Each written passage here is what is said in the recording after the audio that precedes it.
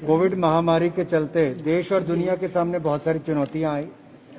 उसी तरह से व्यापारी, उद्योगपति, उद्यमी, इस सब को जोड़कर हॉस्पिटैलिटी को जोड़ने के लिए ECLGS 4.0 लेकर आए, जिसमें 500 करोड़ तक की सुविधा दी गई और 40% तक आपकी जो लाभ मिलता है इसमें वर्किंग कैपिटल के रूप में, वो भी उसमें दिया गया। इसके अलावा RBI ने 50,000 करोड़ रुपया रेपो रेट पर लिक्विडिटी उपलब्ध करवाई ताकि नए अस्पताल, क्लिनिक्स और हेल्थ केयर इंफ्रास्ट्रक्चर बन सके कोविड से लड़ने के लिए।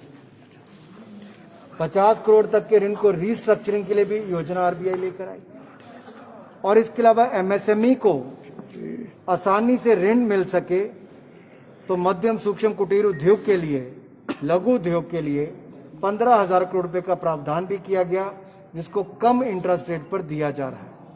इसी तरह की बार बार योजनाएं लाकर देश के छोटे से लेकर बड़े उद्यमी को मदद करने का प्रयास किया ताकि लोगों के रोजगार स्वरोजगार के अवसर ना छीने बल्कि ज्यादा रोजगार उपलब्ध हो। आज आपने देखा ECLGS का पैसा भी दिया गया, मुद्रा के भी कुछ लाभार्थियों को पैसा दिया। इनमें वो लोग थे जो टैक्सी चलाता है, कोई गाड़ी चलाता है, कोई टूर एंड ट्रैवल का काम करता है, कोई ढाबा खोलता है, कोई फास्ट फूड की दुकान खोल रहा है। तो इस छोटे मोटे व्यापार करने वालों को इसके बहुत लाभ है। अनुराग, कांग्रेस नेता दिग्विजय 370 धारा को रिव्यू करने की बात कह रहे हैं, क्या कहेंगे आप? देखिए, अगर पाकिस्तान के पत्रकारों से बात कर कांग्रेस के नेता मंशा जाहिर करते हैं कि 370 को वापस ले आएंगे, तो एक बात तो वो समझ लें कि अनुच्छेद 370-35A को सदा सदा के लिए दफना दिया गया है। जम्मू कश्मीर को उससे मुक्ति मिल चुकी है और इसके जाने के कारण ही जम्मू कश्मीर में आतंकवाद की घटनाएं कम हुई, पथराव की घटनाएं बंद हुई, जम्मू कश्मीर खुशहाली की ओर चला है।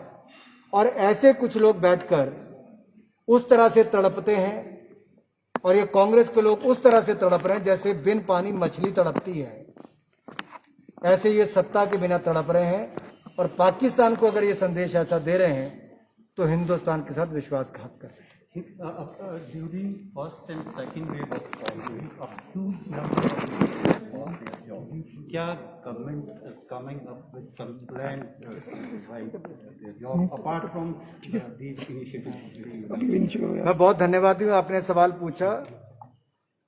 ये जो ECLGS स्कीम थी, ये इसीलिए थी कि जो उद्यमी उनको पैसा मिले और अपने काम करने वालों को पैसा भी दे सके, अपने उद्योग भी चला सके।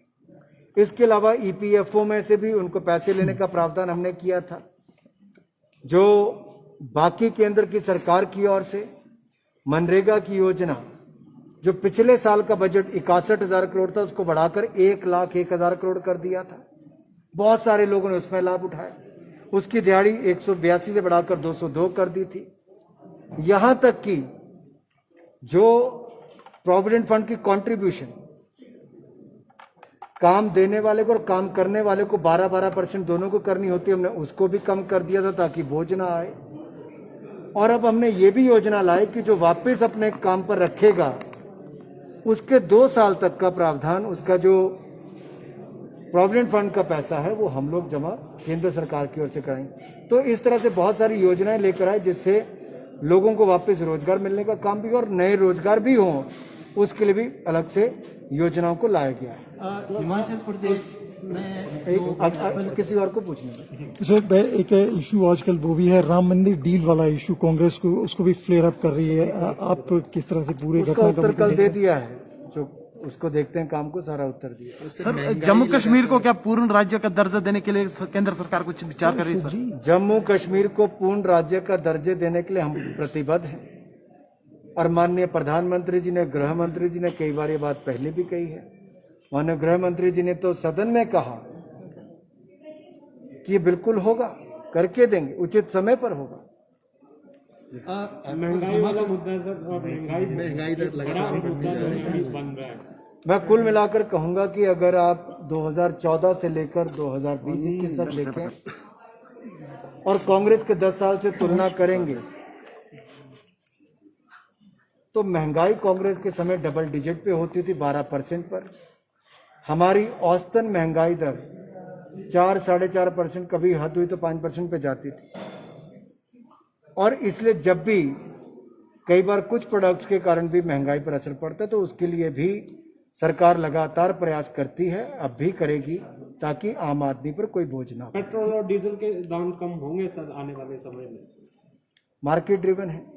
हिमाचल प्रदेश पे जो एप्पल क्रॉप की इंश्योरेंस हुई थी उस पे जो स्टेट के मिनिस्टर हैं हिमाचल प्रदेश में, उन्होंने भी एडमिट किया कि बहुत बड़ा घोटाला हुआ, millions were deposited including state and central share, लेकिन लाखों में भी नहीं मिला। क्या आपका मंत्रालय will be taking note of this और टेकिंग लगता है अगर हिमाचल में ये दिक्कत है, माननीय मंत्री जी का ऐसी कोई सोच है, उनकी जानकारी में है, तो निश्चित तौर पर जब वो विषय उठाएंगे इस पर कार्रवाई की जाएगी। ठाकुर साहब, ये क्रॉप इंश्योरेंस को लेकर भी कोई स्पष्ट बागवानों के लिए पता नहीं लगता उनको कि भी इंश्योरेंस कितना कटता है, क्या है, उसका पैसा बहुत कम मिलता है।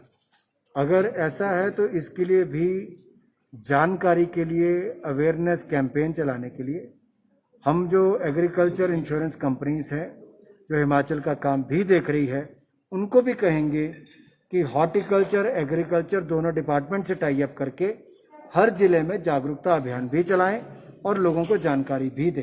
आज कुछ बस ऑपरेटर्स भी आपको मिले हैं, एक ज्ञापन आपको सौंपा है। हिमाचल में लगातार मांग की जा रही है, बहुत बड़ा नुकसान हुआ है, लेकिन मुआवजा जो है वो कुछ नहीं मिल रहा। देखिए, ये सही है कि बस ऑपरेटर्स की चिंताएं भी सही हैं।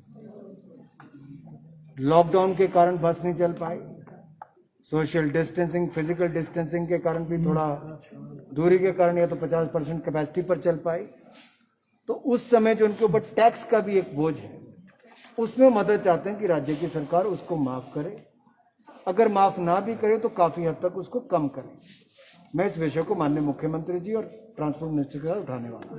डिफरेंट कमिटीज की बैठक है, you have also come for that, क्या एजेंडा रहेगा? वो मुझे लगता है प्रदेश अध्यक्ष और महामंत्री आप सर सेंट्रल मिनिस्ट्री वाला भी नोट मिल गया है सर। केंद्र से किस तरह की मदद दी जाएगी ताकि क्योंकि बच्चों में ज्यादा रहेगा सर थर्ड वेव का असर आगे?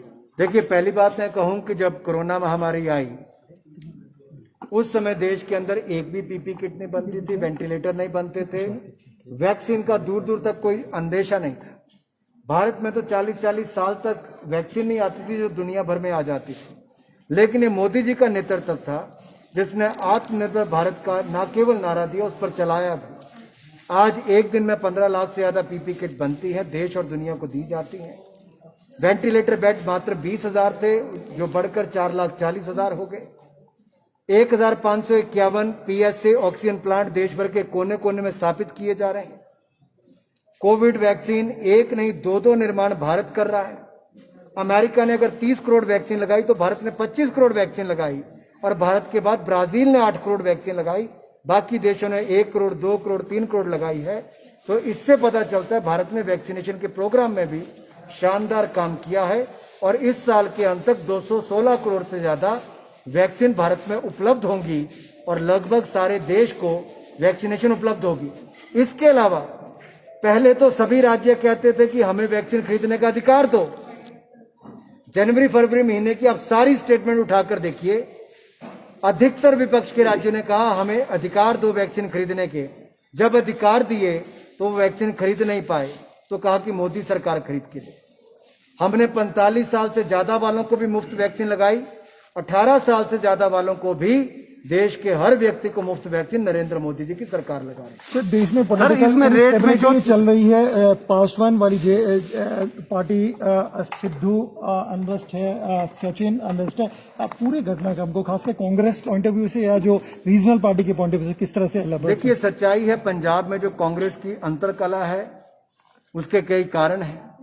वहां के मुख्यमंत्री का अपने विधायक और मंत्रियों को उपलब्ध ना हो पाना, आम जनता को उपलब्ध ना हो पाना, और फिर गंभीर आरोप जो भ्रष्टाचार के कोविड के लेकर लगे कि जिस तरह से पीएम केयर्स के वेंटिलेटर वो इस्तेमाल नहीं कर पाए, मिट्टी खाने के लिए फेंक दिए पंजाब में, तो राजस्थान ने पीएम केयर्स के मुफ्त के आए वेंटिलेटर प्राइवेट अस्पतालों को दे दिए। पंजाब ने वैक्सीन प्राइवेट अस्पतालों को दे दी और कई गुना ज्यादा दाम उनसे ले लिया। तो वहीं पर राजस्थान ने वो वैक्सीन को कूड़ेदान में फेंक दिया। तो सच्चाई है कि यहाँ के कांग्रेस के अपने ही नेता अपनी सरकारों से खुश नहीं है, ये कांग्रेस को देखना है। लेकिन कुल मिलाकर दोनों राज्यों में और कांग्रेस के कई और शासित राज्यों में बहुत बुरी हालत है जहां कोविड से लड़ाई लड़ने के लिए हुई है। Thank you sir, thank you. धन्यवाद।